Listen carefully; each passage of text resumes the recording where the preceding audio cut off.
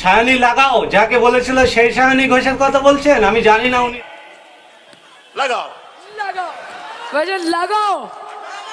যাদবপুর কেন্দ্রে এবার দাঁড়িয়েছে সায়নী ঘোষ। কিন্তু যে সায়নী ঘোষ তিনি ফিল্ম করার জন্য ব্যস্ত থাকে, টিকটক করার জন্য ব্যস্ত থাকে, মানুষের জন্য সময় তাহলে কি সায়নী ঘোষ দিতে পারবেন? সায়নী ব্যানার্জি কি বলবেন?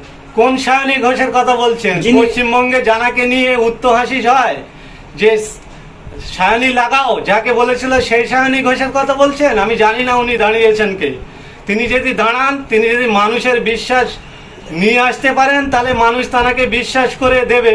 কিন্তু ভাঙড়ের মানুষ বুঝে গেছে, যারা অভিনয় করে, অভিনয় জগৎ থেকে যারা এসে মানুষের অধিকার নিয়ে যারা অভিনয় করে, তাদেরকে আর কিন্তু ভাঙড়ের মানুষ নিচ্ছে না, যাদবপুরের মানুষ নিচ্ছে না। যতই মানে স্টেজে এসে গান বলে আর শরীর দেখিয়ে বা অন্যান্য বক্তব্য দেখে মানে হেভিওয়েট হতে চান, ভাঙড়ের মানুষ বুঝে গেছে এবং যাদবপুরের মানুষও বুঝে গেছে।